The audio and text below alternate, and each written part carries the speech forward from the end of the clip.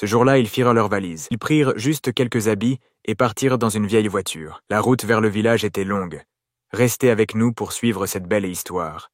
Il pleuvait doucement ce soir-là. La pluie tombait sur le toit en tôle du grand manoir de Bayo, un homme connu dans tout le pays. Il se tenait debout près de la grande fenêtre de son salon, les bras croisés, perdu dans ses pensées. Bayo n'était pas un homme comme les autres. Il était très riche. Il possédait plusieurs entreprises, des voitures de luxe, des maisons dans différentes villes, mais malgré tout cet argent, il ne se sentait pas heureux. Il se sentait seul, vide, comme un étranger dans sa propre maison. Sa femme, Naya, n'était plus la même. Elle ne lui souriait que quand il parlait d'argent. Elle passait son temps à acheter des vêtements de marque, à se faire belle pour les soirées de riches. Leur fille, Leila, était toujours collée à son téléphone, postant des photos de sacs chers ou de voyages qu'il faisait. Elle voulait toujours plus de likes, plus de fans. Leur fils, Malik, était le seul qui restait un peu avec lui. Il ne parlait pas beaucoup, mais on sentait dans son regard qu'il voyait la tristesse de son père.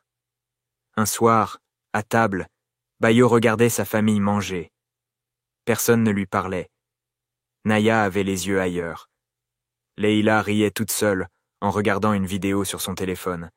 Seul Malik leva les yeux vers lui. « Papa, tu vas bien ?» demanda-t-il doucement. Bayo sourit un peu. « Je vais bien, mon fils. » Mais au fond de lui, ce n'était pas vrai.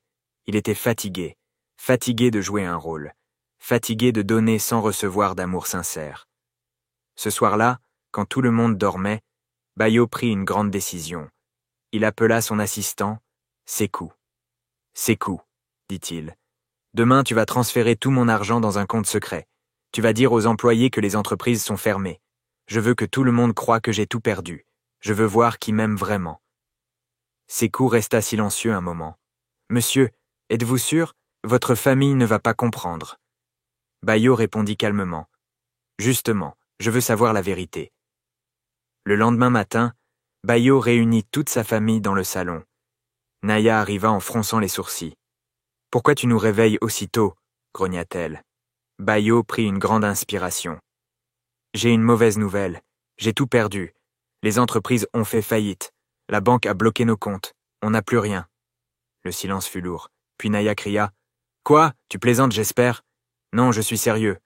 On doit quitter cette maison aujourd'hui. On va aller vivre dans la petite maison de mon père au village. C'est tout ce qui nous reste. » Leila ouvrit grand les yeux. « Un village? Moi vivre dans un village? Jamais de la vie. » Malik regarda son père. « Tu es sérieux, papa ?» Bayo hocha la tête. « C'est la seule solution. » Naya se mit en colère. « Tu es un bon à rien. Comment as-tu pu tout perdre comme ça? Tu veux qu'on vive comme des pauvres maintenant ?» Bayo ne répondit pas. Il tourna le dos et quitta la pièce. Malik le suivit. « Papa, ne t'inquiète pas. Je suis là. » Ce jour-là, ils firent leurs valises. Ils prirent juste quelques habits et partirent dans une vieille voiture. La route vers le village était longue, poussiéreuse. Naya ne faisait que râler.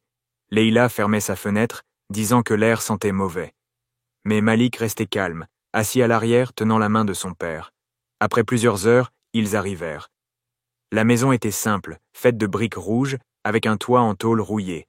Naya descendit de la voiture en criant « C'est quoi cette horreur? Tu veux qu'on vive ici? Tu es devenu fou ?» Leila couvrit son nez. « Ça pue ici. » Bayo resta calme. « Cette maison appartenait à mon père. On doit vivre ici pour un moment. » Ils entrèrent dans la maison. Dedans, il n'y avait presque rien, juste 2 chaises en plastique et une table vieille. Des toiles d'araignée pendaient au coin du plafond. L'air sentait la poussière. Naya refusa d'entrer. « Je ne mets pas les pieds dans ce taudis. » Leila dit. « Papa, je ne peux pas vivre comme ça. Il n'y a même pas de miroir. » Seul Malik aida son père à porter les sacs. Ils rangèrent leurs affaires comme ils pouvaient. Cette nuit-là, ils dormaient tous dans une seule pièce, sur un matelas posé au sol. Pas de lumière, juste une petite lampe à pétrole. Les moustiques volaient partout. Naya grognait dans le noir. Leila ne trouvait pas le sommeil. Bayo était allongé, les yeux ouverts. Malik posa une main sur son épaule. « Papa, ça va aller. On va tenir. » Ces mots touchèrent de Bayo en plein cœur. Il tourna la tête et regarda son fils dans l'obscurité. Il se sentait moins seul. Le matin suivant, un coq hurla. Naya se leva en criant « C'est quoi ce bruit? C'est insupportable !» Leila sortit avec une perruque de travers et des boutons de moustique sur les bras. « Je veux retourner en ville. Je suis malade. » Bayo prit une houe et dit calmement « On doit cultiver la terre si on veut manger. » Naya se moqua de lui. « Tu veux que moi, Naya, je fasse de l'agriculture ?» Leila croisa les bras. « Moi? Tenir un outil de ferme?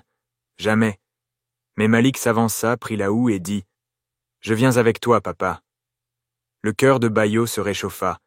Il regarda son fils avec fierté. Enfin, quelqu'un qui ne le jugeait pas. Quelqu'un qui croyait encore en lui. Pendant que Bayo et Malik allaient au champ, Naya restait assise sous un arbre, à se plaindre de ses ongles cassés. Leila marchait dans la cour avec son téléphone en l'air, cherchant désespérément du réseau. La vie au village n'était pas facile. Il n'y avait pas d'eau, pas de crème pour le visage, pas de climatisation. Bayo essayait d'allumer du feu pour faire bouillir de l'eau, mais il avait oublié comment faire. Ses mains tremblaient, la fumée lui piquait les yeux. Malik vint l'aider. Il plaça les morceaux de bois, souffla doucement, et une flamme apparut. « Je regardais les enfants du village faire ça pendant les vacances, » dit-il. Bayo lui sourit. « Merci, mon fils, tu rends tout ça moins dur. » Au village, la vie devenait de plus en plus difficile pour la famille de Bayo. Pendant que lui et son fils Malik travaillaient dur sous le soleil, essayant de faire pousser un peu de manioc et de maïs, Naya et Leila refusaient de s'adapter. Elles ne faisaient rien à la maison. Naya passait ses journées à se plaindre, assise sous le grand manguier, en se ventilant avec des feuilles de palmier. Leila, elle, tournait en rond avec son téléphone sans réseau, habillée de façon voyante pour impressionner un monde qui n'était pas là. Un jour, alors que Bayo et Malik étaient au champ, Naya vit un homme s'approcher du groupe de femmes près du manguier. Il portait un boubou élégant, une grosse chaîne en or et des lunettes noires. Il marchait lentement, avec deux jeunes filles qui portaient son sac. C'était le chef du village, Adama. Dès que Naya posa les yeux sur lui, elle vit une opportunité. Ce jour-là, elle se leva, ajusta son pagne et marcha en boitant légèrement, pour paraître vulnérable. Elle alla saluer le chef Adama avec douceur. Il la regarda, surpris, puis sourit. Ils discutèrent un moment, et il l'invita à s'asseoir sous sa hutte. Ce fut le début d'une liaison secrète. Tous les après-midi, Naya s'habillait en cachette, mettait du parfum qu'elle avait caché dans ses bagages, et se rendait discrètement au Golden Moon Lodge, le seul petit hôtel du village, où Adama l'attendait. Adama était influent et très riche. Il avait des mines d'or, des terres, des boutiques et des relations dans le monde du pétrole. Il promit à Naya qu'il allait chasser ses 4 femmes pour elle. Il voulait la marier, construire une grande maison pour elle et la faire devenir reine quand il deviendrait roi, car le vieux roi du village était très malade. Naya accepta l'idée avec joie. Elle se voyait déjà sur le trône. De son côté, Leila se rapprochait de M. Demba, un homme corpulent d'une 40aine d'années, propriétaire d'une petite boutique. Il était marié, mais cela ne semblait pas gêner Leila. Il lui faisait des cadeaux, lui donnait un peu d'argent, et elle acceptait tout en fermant les yeux sur le reste. Mais un jour, la femme de Demba, Madame Demba, apprit la vérité. Elle arriva furieuse devant leur maison, pointa Leila du doigt et cria « Laisse mon mari tranquille, petite fille sans honte !» Leila, loin d'avoir peur, se leva calmement, la regarda de haut et lui dit « C'est ton mari qui me court après, moi je ne fais que répondre. » Les mots étaient durs. Madame Demba était en larmes, blessée. Et à ce moment précis, Bayo sortit de l'arrière de la maison. Il avait tout entendu. Il s'approcha de Leila. « Est-ce vrai? Tu sors avec un homme marié ?» lui demanda-t-il, le cœur lourd. « Et alors ?» répondit-elle avec dédain. « Tu nous as amenés dans ce trou, papa. Moi je fais ce qu'il faut pour survivre. » Bayo ne répondit rien. Il retourna s'asseoir, abattu. Malik de l'intérieur avait tout vu. Il avait mal pour son père. Le soir venu, Bayo et Malik restèrent dehors, regardant les étoiles. Malik demanda « Tu crois qu'on retournera en ville un jour, papa ?» Bayo répondit lentement « Peut-être, mais seulement quand je saurai qui le mérite vraiment. » Pendant ce temps, Naya continuait sa double vie. Elle mentait à Bayo, inventant des histoires de femmes du marché pour expliquer les sacs de nourriture qu'elle ramenait. Le soir, elle et Leila mangeaient un bon repas, pendant que Bayo et Malik se contentaient de gari et d'eau. Un matin, Malik vit sa mère s'habiller soigneusement. Il s'approcha. « Maman, on doit parler. » Elle soupira. « Encore un sermon ?»« Ce n'est pas un sermon, c'est une vérité. Ce que toi et Leïla faites, c'est mal. On doit avoir un minimum de dignité. » Naya le fixa un peu troublé, puis dit « La femme forte que tu connaissais est morte le jour où ton père nous a ruinés. » Ce jour-là, Malik comprit que sa mère ne reviendrait jamais comme avant. Il alla rejoindre son père au champ, en silence. Quelques jours plus tard, le chef Adama annonça publiquement qu'il allait épouser une nouvelle femme. La rumeur se répandit comme du feu dans le village. Bayo n'y prêta pas attention, jusqu'à ce que le nom de la femme arrive à ses oreilles. C'était Naya. Ce fut le choc, mais il ne dit rien. Il regarda simplement Malik et dit « Maintenant je sais ». Le lendemain matin, Sékou, l'ancien assistant de Bayo, arriva au village. Il apportait de bonnes nouvelles. Les entreprises n'étaient pas vraiment en faillite. Bayo avait tout mis sur pause. Il avait testé sa famille.